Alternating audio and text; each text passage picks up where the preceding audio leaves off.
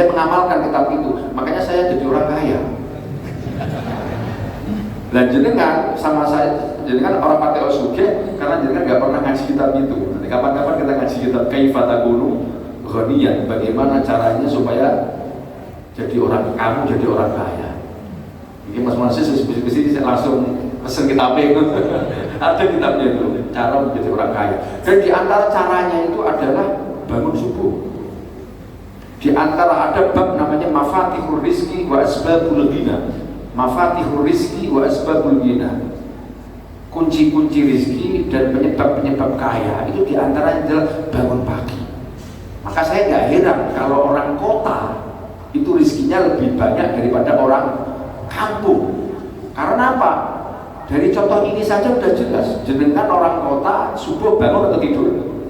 Bangun. Kalau seperti ini kok dilakukan di kampung, orang arah payu. Buka pengajian kebar subuh, paling ngaji paling hanya imamnya sama muadzinnya tok. Lainnya bubar. Boro-boro kok ngaji, mereka mau jamaah aja untung-untungan. Tadi saya jamaah ke sini subuh itu saya kaget, masya Allah. Si jamaah kok sampai full.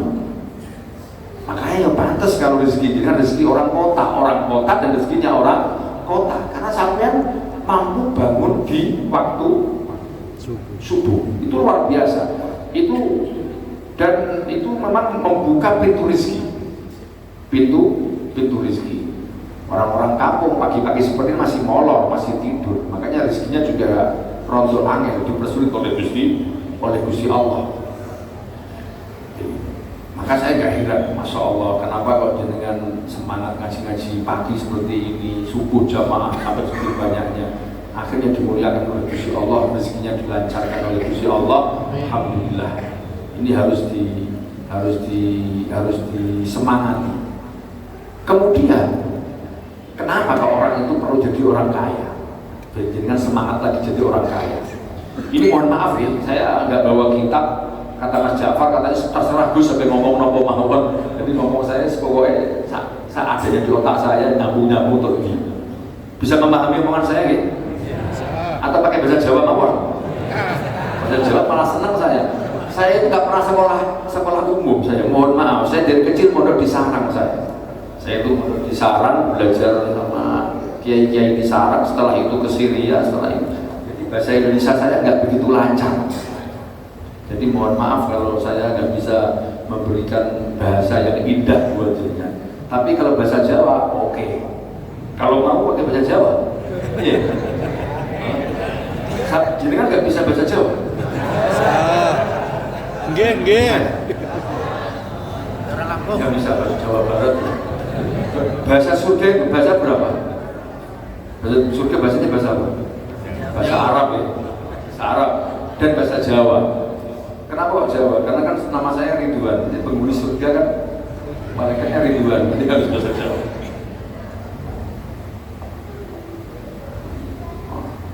Jadi harus bisa Jawa dan bisa bahasa Arab. Saya ulang, kenapa orang kok bisa harus jadi orang kaya? Kenapa? Jenengan pernah mendengar ada 10 orang di zaman Rasulullah al-asyarah al-mubasysyaruna bil jannah, sahabat Nabi, 10 orang yang dijamin masuk surga. Biar jenengan itu semangat cari rezeki yang halal. Kenapa? Siapa 10 orang itu? Siapa? Sayyidina Abu Bakar, Sayyidina Umar, Sayyidina Utsman, Sayyidina Ali, Sayyidina Abdurrahman bin Auf, Sayyidina Thalha bin Ubaidillah, Sayyidina Zubair bin Awwam, Sayyidina Sa'ad bin Abi Waqqas, Sayyidina Sa'ad bin Zaid, Sayyidina Abu Ubaidah bin Jarrah. 10 orang al-mubasysyaruna bil jannah. Dari 10 ini, itu yang konglomerat, yang sugih, itu 8. Maka sampean rugi kalau jadi orang kaya. Bayangkan dengan seorang sugih merokok bisa sampai tekan. Itu 10 orang yang dijamin lebih swarga. Itu 8 atau 7, itu orang kaya. Yang paling konglomerat Sayyidina Abdurrahman bin Auf, Utsman bin Affan, Thalha bin Ubaidillah, Zubair bin Awwam, Sa'ad bin Abi Waqqas, Abu Bakar As-Siddiq, itu konglomerat. Yang di bawahnya 6 ini tapi orang kaya juga. Itu termasuk Sa'ad bin Zaid dan 7 berarti Lainnya menurut saya Sayyidina Ali sederhana, Sayyidina Abu Ubaidah bin Jarrah sederhana. Dua, yang 7 atau 8 orang kaya.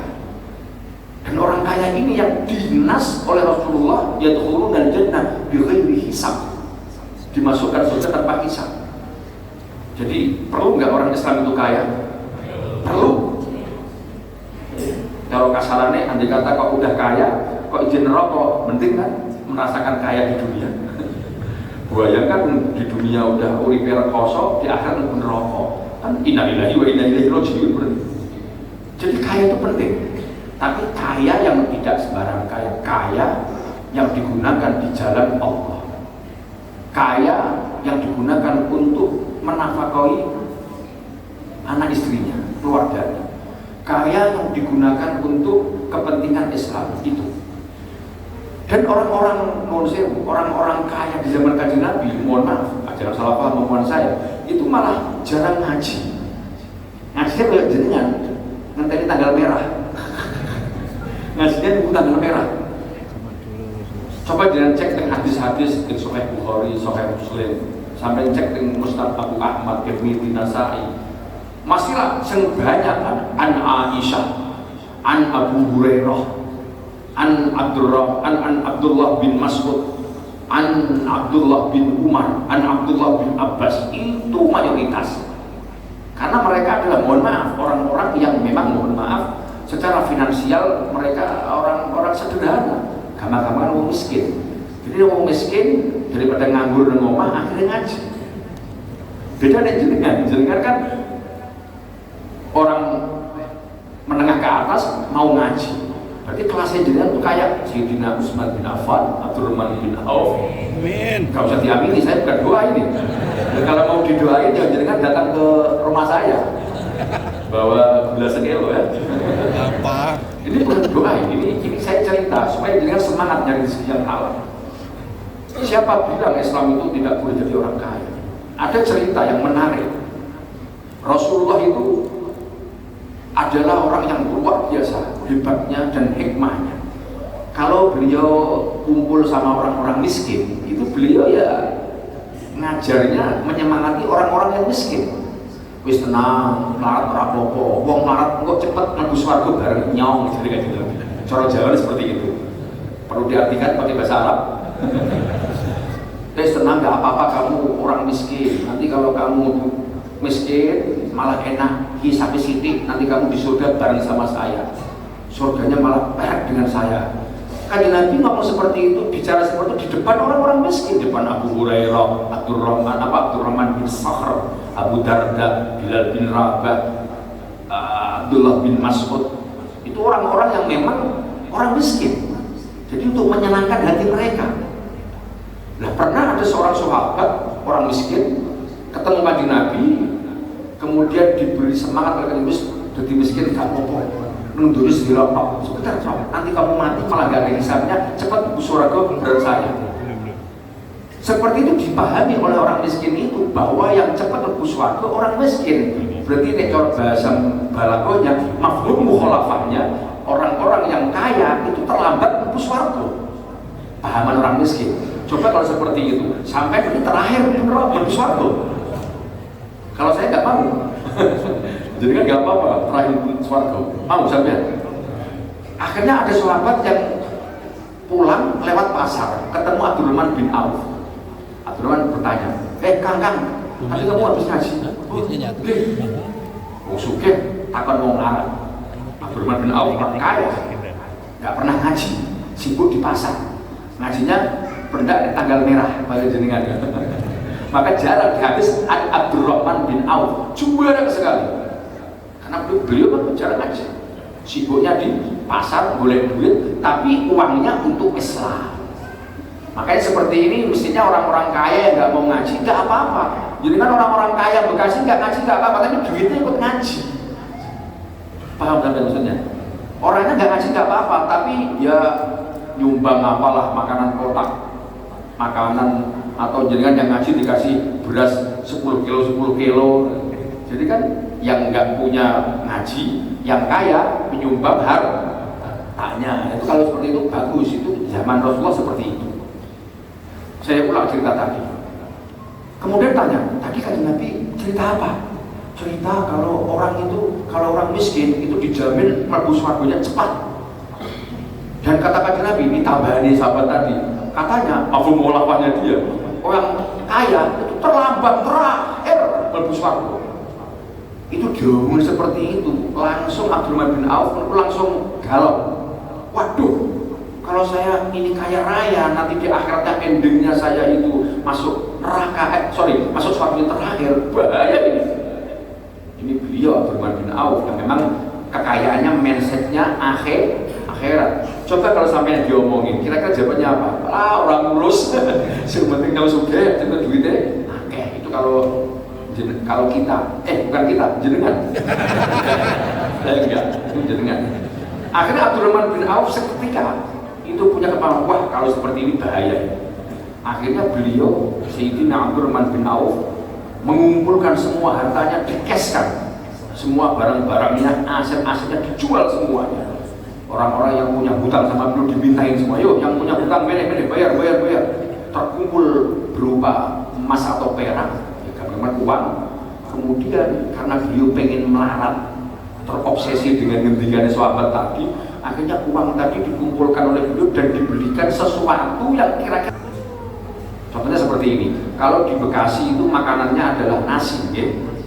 Ini makanya nasi atau roti? Nasi atau apa? Nasi ya. Kota anak belum makan nasi, pas sama nasi ya. Makanya nasi, berarti beras ya, beras. Makanan pokok beras. Orang Bekasi nggak mungkin makan bekatul, tahu bekatul gitu? Bekatul itu biasa itu makan ayam. Ingat ya, dedek, di Jawa Jawa dedek. Ini mau kampung ini Imam itu kan? Ini mau kampung masih dedek. Tahu dedek jadi kan? Dedek itu yang orang gisir. Wah. Bukan gabah, bukan. Menir. Nah, ya menir. Dedek itu untuk makan bebek, untuk makan ayam itu. Saya yakin sekarang manusia nggak ada yang makan dedek. Mungkin zaman dulu, zaman dulu. Akhirnya Sayyidina Abdurrahman bin Auf uangnya dibelikan sesuatu yang kira-kira nggak dicari oleh orang-orang Madinah. Apa? Dibelikan korma busuk, korma yang nggak ada harganya. Kebanyakan korma busuk. Ini real ceritanya, bukan hoax. Sampai itu, kenapa? Karena tujuan beliau supaya bangkrut. Masa ada orang kaya pengen melarat? Ini ya, ini satu-satunya Abdurrahman bin Auf. Kalau kita kan enggak, sugih itu pengen tambah sugih, pengen tambah kaya, apalagi yang miskin. Kalau Sayyidina Abdurrahman bin Auf terobsesi omongannya para sahabat tadi, pengen melarat. Kemudian uangnya diuangkan, kemudian diberikan sesuatu yang tidak dicari oleh orang Madinah. Korma busuk, kalau dibeli dedek, disimpan di gudang. Kemudian beberapa bulan kemudian ada paceklik jeder di Medina, tidak ada korma. Kalau disini tidak ada beras. Boleh beras kangelan, kesulitan nyari beras, mau nggak mau orang harus makan dedek. Yang punya dedek hanya Abdurrahman bin Auf. Jadi Sayyidina Abdurrahman bin Auf yang niatnya pengen melarat, malah tambah berlipat-lipat kekayaannya. Gak diijabahi Gusti Allah, pengennya melarat malah tambah kaya raya, tambah mumet beliau, tambah banyak. Akhirnya sowan ke Kanjeng Nabi Muhammad, bilang, Kanjeng Nabi, saya ini pengen melarat, tapi kok malah tambah sugih. Beliau cerita bla bla bla. Disenyumin kalau Kanjeng Nabi. Kata Kanjeng Nabi, wahai Abdurrahman, kalau kamu tidak seperti itu, aku ngomong orang miskin itu cepat bareng saya itu supaya mereka itu hatinya senang. Kalau kamu yang kaya, yang kekayaan kamu untuk kepentingan Islam, kamu akan bersama saya di samping saya. Gara-gara diomongin seperti itu, malah beliau semangat kerja nyari rezeki yang halalan, thayyiban. Dan inilah yang saya sampaikan ke jenengan yang jadi orang kota. Bagaimana caranya biar mencari rezeki tambah semangat, mencari rezeki yang halalan, thayyiban. Yang penting halal dengan cara yang halal, diniati untuk kepentingan anak dan istri. Bahkan 10 sahabat yang dinas masuk surga itu 80% adalah dari golongan orang-orang konglomerat, orang-orang kaya. Islam itu malah mengkritik kalau ada orang yang miskin, apalagi tukang ngemis, tukang jalo-jalo, mider-mider, tukang jalo-jalo, itu dikritik habis oleh Islam. Sampai ada hadis sahih dengan mungkin hafal semuanya, sebaik-baiknya makanan yang kita makan adalah makanan hasil keringat kita, hasil kerja kita. Nabi Daud alaihissalam itu konglomerat. Beliau punya gaji dari rajanya, dari kerajaan, tapi beliau tetap makannya dari hasil keringatnya beliau sendiri. Nabi Sulaiman putra beliau konglomerat. Andai kata Islam melarang orang kaya, melarang orang jadi orang kaya, nggak mungkin ada satu contoh Nabi yang konglomerat, yaitu Nabi Sulaiman bin Daud alaihi wassalam. Kita tahu kekayaannya Nabi Sulaiman kaya apa. Kata ulama-ulama, kekayaannya orang mulai zaman Nabi Adam sampai dino kiamat dikumpulkan, selain kekayaan Nabi Sulaiman, itu gak ada apa-apanya dengan kekayaan Nabi Sulaiman. Saking sugih, saking kaya. Buktinya Nabi Sulaiman hidup dalam keadaan kaya raya dan dipuji-puji oleh Allah di Qurannya. Berarti Islam juga sangat-sangat mengapresiasi orang-orang yang mencari rezeki yang halal, pengen jadi orang sugih, yang itu dimanfaatkan untuk kepentingan agama Islam. Ini poin untuk jenengan semuanya. Semoga jenengan semangat mencari rezeki yang halal itu benar-benar jadi orang kaya. Tapi jangan kaya-kaya tok, sugih-sugih tok tapi pelit. Innalillahi wa inna ilaihi. Ada kaidah ulama ahli akhlak mengatakan, kamu jangan heran dengan orang kaya, tapi heranlah dengan orang kaya yang dermawan. Nek sugih tok untuk apa? Tapi kaya yang dermawan. Jenengan kenal Nabi Ibrahim alaihissalam? Nabi Ibrahim kenal? Tahu ya? Imam dengan Nabi Ibrahim ya? Nabi Ibrahim julukannya apa? Julukan Nabi Ibrahim itu apa? Khalilullah. Apa artinya Khalilullah? Kekasih Allah. Waktu Isra Mi'raj, Nabi Muhammad tanya kepada malaikat Jibril. Dalam kitab tafsir diterangkan, Nabi Muhammad bertanya kepada malaikat Jibril, ya Jibril, limadza laqaballahu Ibrahim bi khalili? Kenapa Allah melaqabi Ibrahim dengan julukan Khalilullah? Kenapa? Apa jawabnya Nabi Ibrahim? Li karomihi wa li sakhaihi. Karena Ibrahim itu orangnya dermawan, orangnya eman. Tahu eman ya? Jawabnya eman. Kalau Nabi Ibrahim eman, kalau jenengan eman-eman. Bedanya tipis itu, eman dan eman-eman. Saya ngaji 1 jam ini nggak ada, gua juga ada, ini nggak ada apa-apanya. Namanya orang eman atau eman-eman ya? Eman-eman sampai DKF-nya eman-eman.